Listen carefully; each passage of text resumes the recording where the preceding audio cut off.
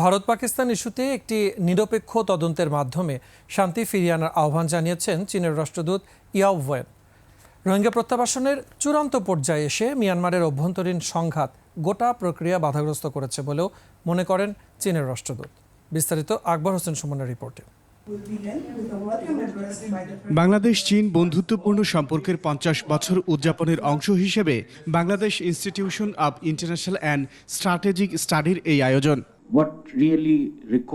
৫ দশকে বাংলাদেশ চীন সম্পর্কের নতুন উচ্চতা নিয়ে সেমিনারে ভবিষ্যৎ সম্ভাবনা তুলে ধরেন বিশেষজ্ঞরা। বাংলাদেশ বর্তমানে আমাদের সামগ্রিক রাষ্ট্র ও সামাজিক ব্যবস্থা সংস্কারে গুরুত্ব দিচ্ছে, বিশেষ করে সরকারি ব্যবস্থাগুলোর সংস্কারে গুরুত্ব দিচ্ছে।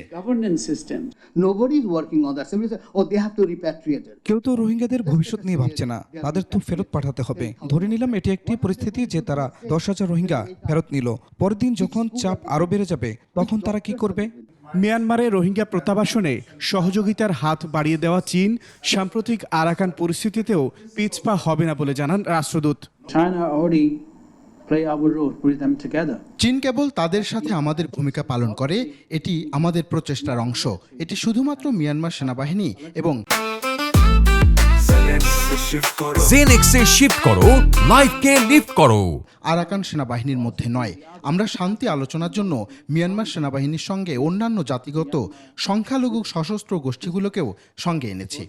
ভারত পাকিস্তান উত্তেজনা প্রসঙ্গে উভয় দেশকে শান্তি ও স্থিতিশীলতার স্বার্থে শান্ত ও সংযমী হবার আহ্বান জানান তিনি।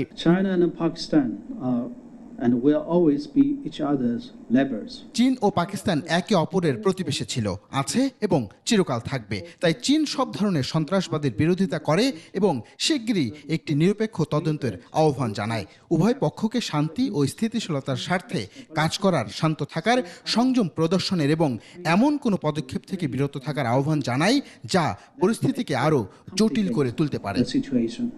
সার্বভৌম রাষ্ট্র হিসেবে বাংলাদেশকে বাহ্যিক হুমকি থেকে মুক্ত রাখতে চীনের সমর্থন অব্যাহত রাখার আশ্বাস দেন রাষ্ট্রদূত।